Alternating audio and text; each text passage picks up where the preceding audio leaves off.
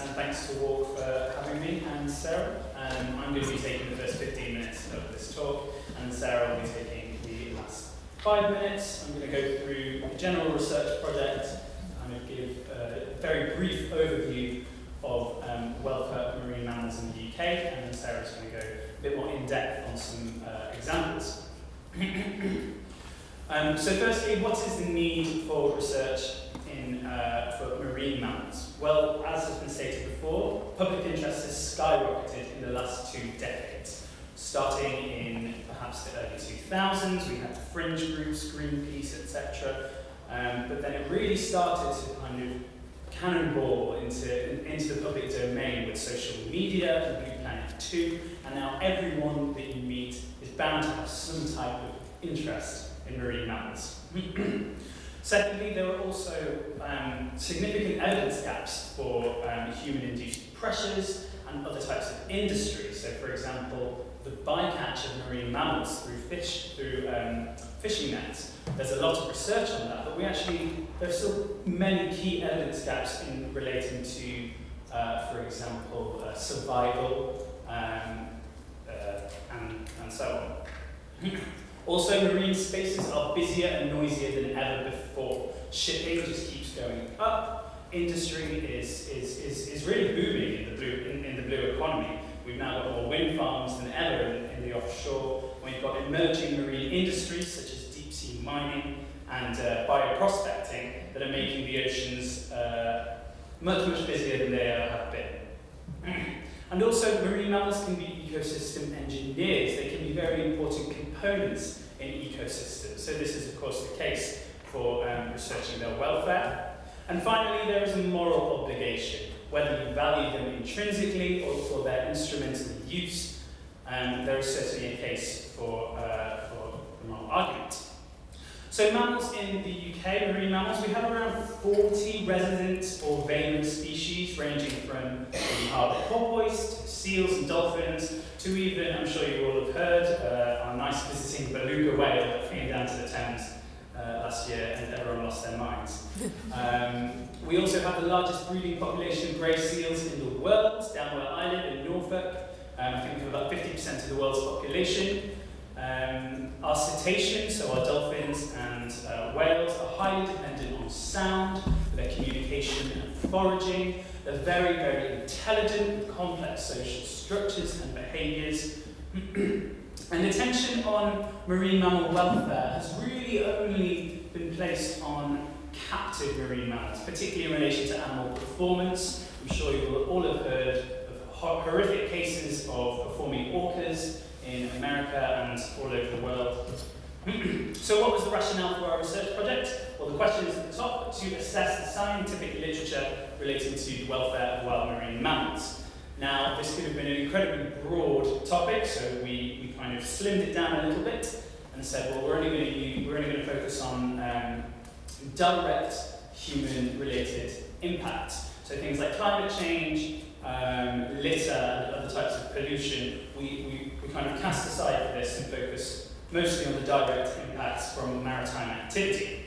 And then literature was examined to look for how it assessed behaviour and physiology at different stages of being exposed to a stressor. So what were the stresses that we included? So we've got a nice, you probably might be able to see as well, because this is PowerPoint's brilliant smart design feature. But some of the ones we included were fishing, we included container shipping, which you can see in the corner there. In the middle of the top, you can see there's a whale watching boat, so we included tourism. To the right, you can see what looks like a big crane in the sea. That's pile driving for when you construct an offshore wind farm. So that was a big one. The picture on the left is called a pinger. It's an acoustic deterrent device used to scare away predators. They're literally called seal scarers. And then the small one, small picture kind of in the middle, is a picture of a seismic survey. So a fairly broad range of stresses that we included. So using that, and with a nice list of all species known to be in the UK, we compiled this glamorous search string. As you can see within the red box, whether you can see it or not, This is where we included terms relating to the stressor. So this was all types of terms such as suffering, welfare, survival, and then terms specifically relating to stressors. So we had things like bycatch, gill nets, etc. Then the next box we had our list of species, and we used taxonomic names and common English names for those as well.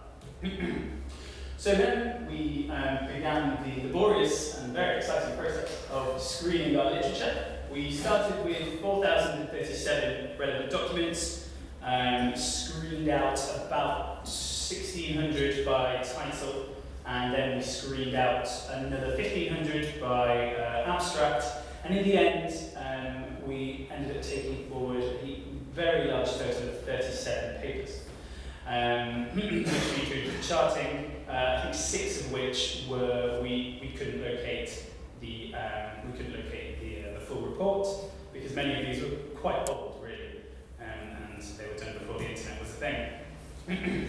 So we use this very nice review criteria. I should mention this is taken directly from Piran White and Joanna Cruz's report on terrestrial mammals, which was done in 2016, I think.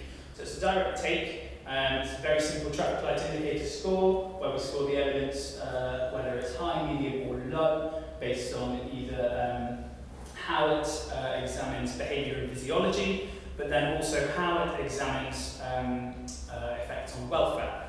And it was a simple kind of Boolean scheme of and, or not. So combining that with our kind of nice spreadsheet of results in relation to our literature review, we came up with this nice table. I should also mention that if you look in the left-hand column, you can see that's a list of 10 stressor types. So we effectively categorised each piece of research into one of these 10 stressor types, and they were culling programs, acoustic deterrence, bycatch, offshore wind farms, construction only, boat traffic, which includes commercial shipping, tourism, dredging, both harbour and aggregate, seismic surveying, tagging and rehabilitation. Then the second column across is the traffic light scores relating to behaviour and physiology, and then the second one is the evidence for the impact of the stressor on welfare. So on first look, you can certainly see some interesting comparisons to be made. Unsurprisingly, you can see that there is a larger proportion of higher scores for the left-hand column than the right-hand column, indicating that welfare is a comparatively less researched and is often more so a secondary consideration.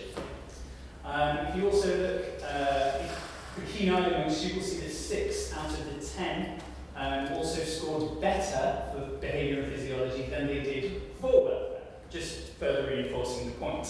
I should make, however, the point that although we had an okay sample size of about 31, dividing these through into about 10 different stressor types mean that we've got some very poor representation of some of these. So we should really take these with a pinch of salt, that just because a seismic survey has a green score for its behaviour and physiology impacts, it doesn't necessarily mean that the whole, that's not necessarily representative of all of scientific literature.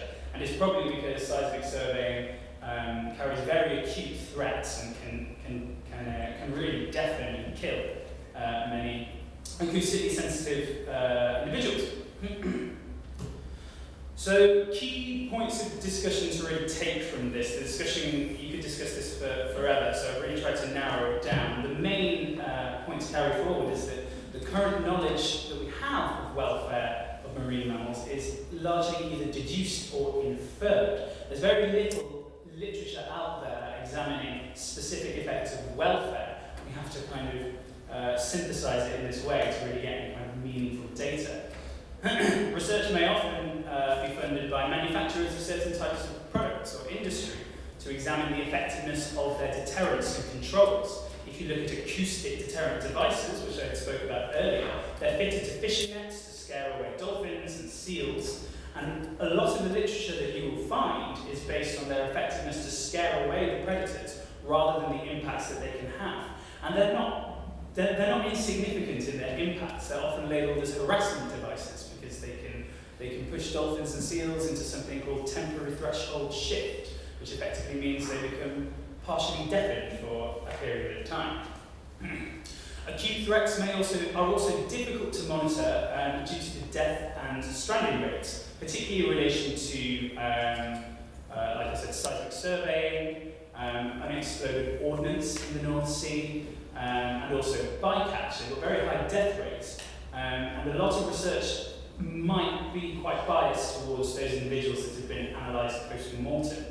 And as stated in one of my earlier slides, mammal responses to a lot of these stressors are simply not fully understood on a lot of levels, particularly in relation to underwater noise.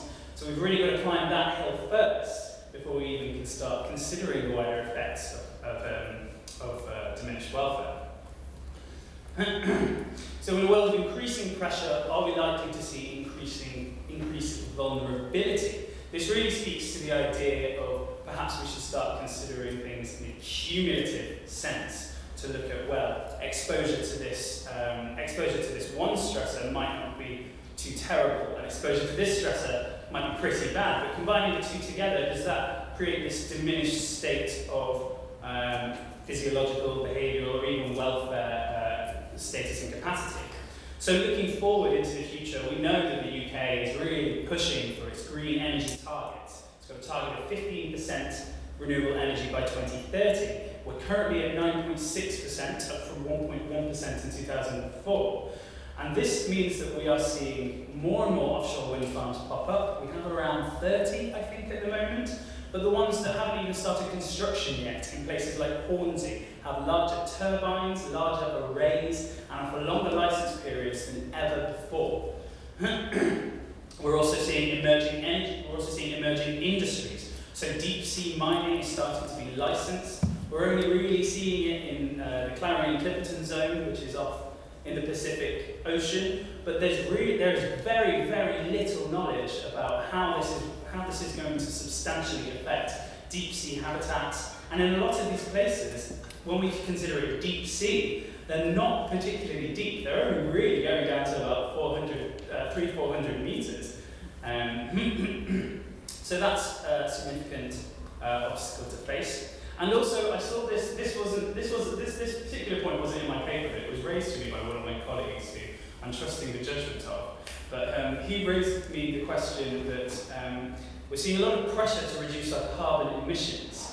And one thing that always comes under fire is the amount that we fly. I'm guilty of flying here today. So he's saying that he's seeing calls for increased freight by ship rather than freight by air. Now, as I've stated before, the seas are busier than they've ever been. But to just use a very simple map to show you the shipping routes around the UK, we can see that there's really nowhere in the UK where shipping is not present. Particularly if we look down into the North Sea area, we can see that this is really the M25 of the ocean.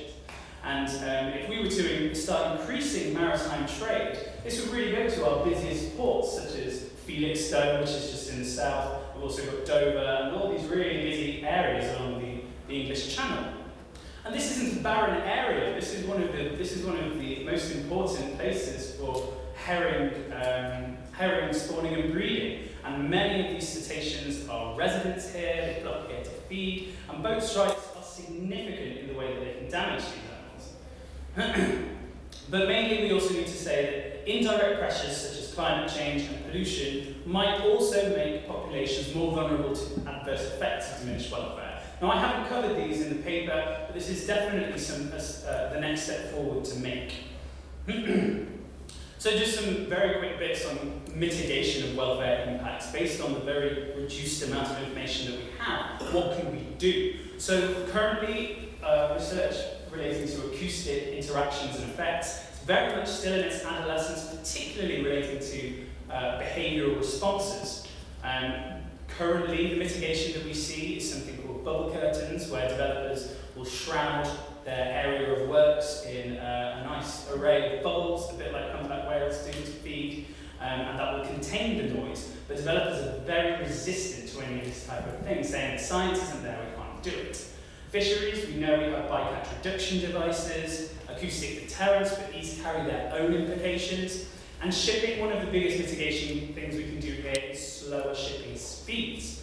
And it's been shown to work even by a reduction of 10%, particularly when ship strikes can kill, but they can also not kill, and they can seriously injure, and the welfare implications of that are undeniably vast. So just to sum up very quickly, just conscious of time, some future recommendations that come out of this. Obviously the next step will be to examine indirect human-induced pressures, climate change, litter, hazardous substances, more robust codes of practice, kind of a nod to what Angus said in his talk earlier. I think Sarah might touch some more on this. Long-term exposure studies. We really need to start assessing the effect of diminished welfare, perhaps at population level over time. We know that we see diminished welfare can lead to poor breeding success, etc. So we need a better study on that. And cumulative exposure studies. That's something that we're really crying out for, particularly regarding welfare. Perhaps even incorporating welfare into risk assessments, but of course we need the baseline data to do this first. I'll hand over to Sarah for her slides. Thanks, Joe. Just 5 minutes between you and lunch, I promise.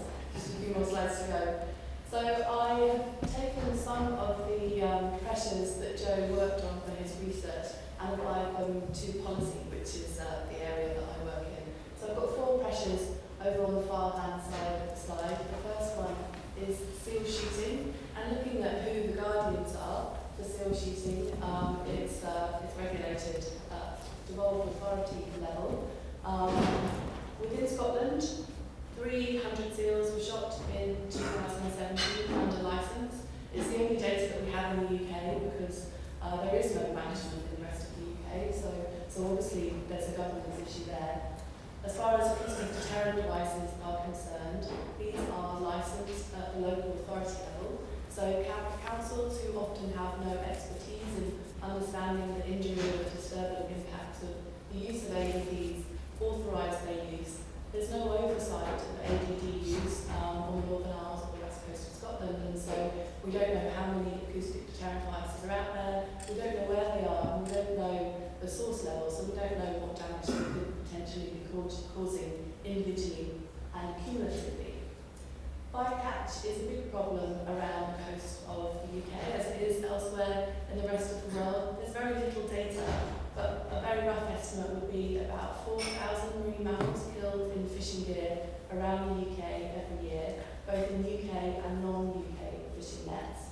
The regulations to monitor and to mitigate bycatch come from the Common Fisheries Policy at a European level, and DEFRA manages the UK bycatch monitoring programme. And of course, nature conservation is a evolved issue. So in terms of governance, there are multiple managers here. And although the governments are taking an increasing interest in the issue of bycatch, nothing much has changed in the last 20 years, so we're still waiting for some more guardianship in that area.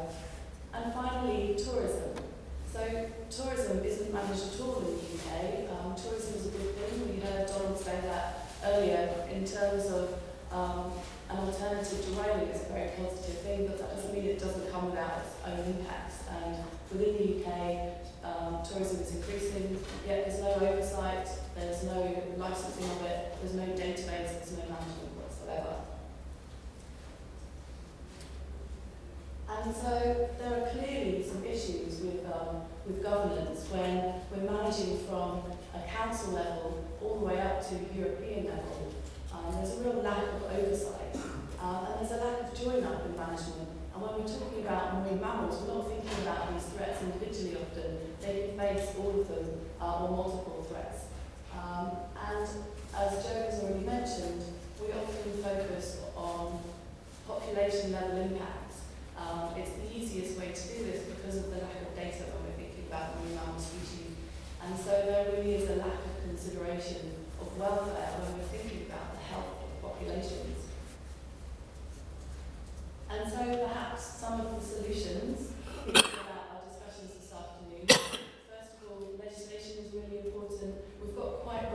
legislation in the UK. The European Habitats Directive offers strict protection to cetaceans, yet that's transposed through to the Habitats Directives in England and Wales and in Scotland, and those regulations are different within the devolved administrations, and how they are applied in countries is different.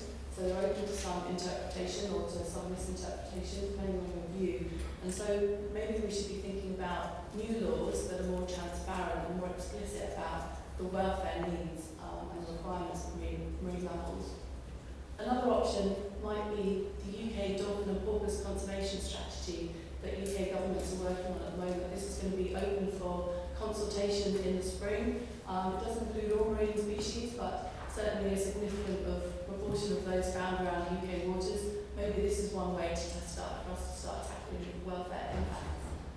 And we've heard several times about population level assessments, and I really think that we should be challenging how we think about assessing our impacts. And one way that we can bring welfare in, I think, is to start thinking about the 5 domains approach in the marine environment more broadly. And Donald mentioned in his talk this morning that the International Whaling Commission has started to think about the 5 domains approach. So this technique is starting to be applied in the marine environment, and I think we should be looking at doing that more in the UK. And just to finish up, I think the real guardians of the marine environment are the general public. Increasingly, it's volunteers and citizen scientists who are collecting sightings and strandings data on our marine species. And it seems to me that there's a real mismatch between what the general public feel and want in terms of welfare of our marine wildlife and what we're seeing, decisions that are being taken at a government level.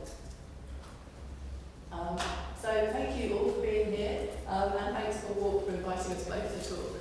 Thank you.